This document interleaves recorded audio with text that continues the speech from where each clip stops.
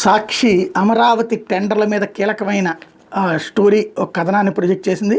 రాజధాని నిర్మాణ పనుల టెండర్లో కాంట్రాక్ట్ సంస్థ ముఖ్య నేతల లాలూచీ పర్వం బట్టబయలింది.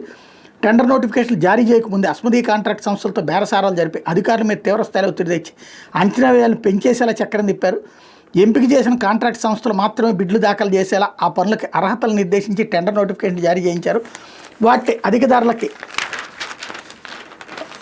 కాంట్రాక్ట్ సంస్థలు కట్టబెట్టారు.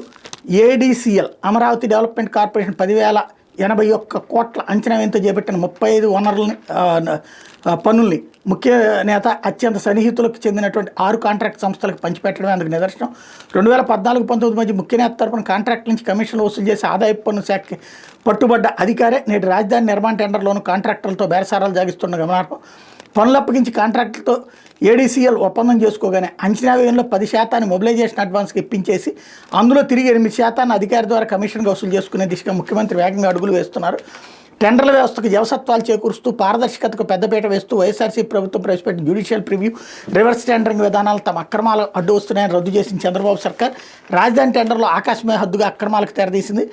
రాజధాని అమరావతి నిర్మాణానికి ప్రపంచ బ్యాంక్ ఏడీబీ ద్వారా 15,000 కోట్లు, హడ్కో ద్వారా 11,000 కోట్లు, జర్మనీకి చెందిన కేఎఫ్డబ్ల్యూ డెవలప్మెంట్ బ్యాంక్ ద్వారా 5,000 కోట్లు, వెరసి ఇప్పటికే 31,000 కోట్ల రుణం తీసుకునేందుకు టీడీపీ కుటుంబ సర్కార్ ఒప్పందం చేసుకుంది. ఈ రుణంతో రాజధాని ప్రాంతంలో ఏడీసీఎల్ సిఆర్డీఏ ద్వారా నిర్మాణ పనులను చేపట్టింది. ఏడీసీఎల్ 10,714 కోట్లకు, సిఆర్డీ 20,358 కోట్లకు కలిపి మొత్తంగా 31,073 కోట్లతో ఇప్పటివరకు రాజధాని నిర్మాణ పనులకు టెండర్లు పిలిచాయి.